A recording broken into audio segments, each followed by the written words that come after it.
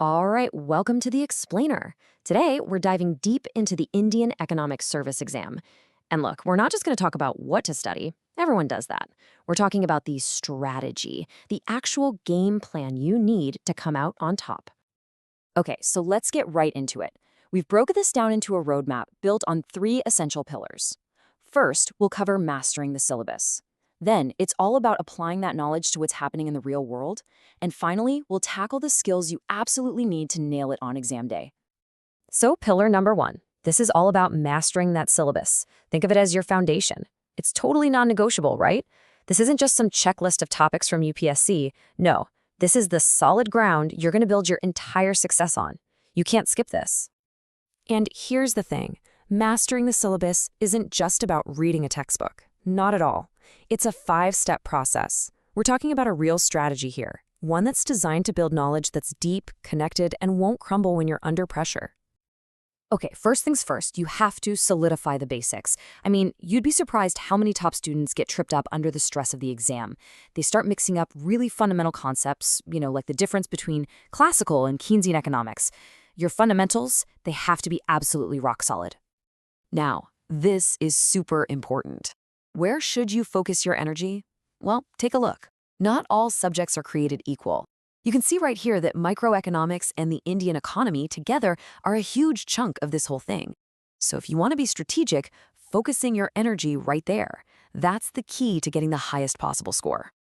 And let's talk about numericals for a second. This is where you can really get an edge. I mean, think about it.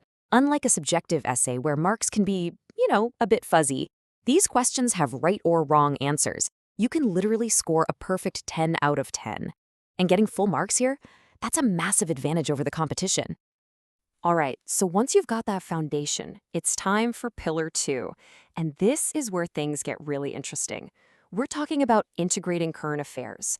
This is how you take all that dry, static knowledge from the textbooks and bring it to life, turning it into dynamic, relevant answers that an examiner is definitely going to notice. But hold on, this isn't just about skimming the morning headlines. No way! It's about a systematic approach. You've got to apply what's happening right now across these 4 key areas. Keeping up with what the RBI is doing, really understanding the why behind policies. This is how you prove you're not just memorizing facts, but you can actually think like an economist. Here's a perfect example of what I mean. Just look at the story of India's economic framework. It's a clear narrative, right? Back in '91, it was all about letting companies in, the right to entry. Then, in 2002, it was about making sure they could compete fairly. And more recently, in 2016, it was about creating a clear path for them to exit if things don't work out. See? That's the kind of connected story you need to be able to tell. And this brings us to a really crucial point. Data is useless without context. You just can't say inflation is up and leave it at that. I mean, so what? Is it up compared to last month, last year? How does it stack up against other countries? Putting it in perspective, showing the trend, that's what shows you actually get it. Now, I know what you might be thinking. There's so much data out there, but don't let it overwhelm you. Seriously, you don't need to memorize everything.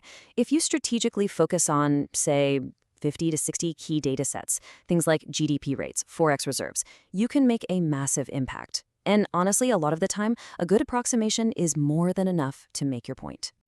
Okay, on to our third and final pillar. And honestly, this is where so many people who know their stuff still fall short.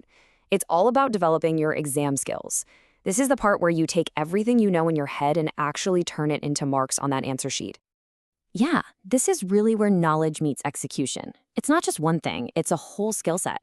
You've got to be able to write fast, you need to think clearly when the clock is ticking down, you have to analyze things critically, and of course, you need to be able to recall all that information when it really, really counts. Let's talk about the first hurdle, and it's a big one, raw speed. We're talking about being able to write around 30 words per minute. And look, if you can't hit that speed, it doesn't matter how much you know. You literally risk not finishing the paper, and that is a critical mistake. And time management isn't just about your study schedule. It's also about your off-duty time. What you do when you're not studying is just as important. Choosing to actually rest your brain instead of, say, binge watching a show can make all the difference in staying sharp and avoiding that dreaded burnout. If you really want your answers to stand out, you can't just repeat what you've read. You have to develop that skill of critical analysis. It's about finding that balanced economist's point of view, the one that sits somewhere between the official government statement and the media hype.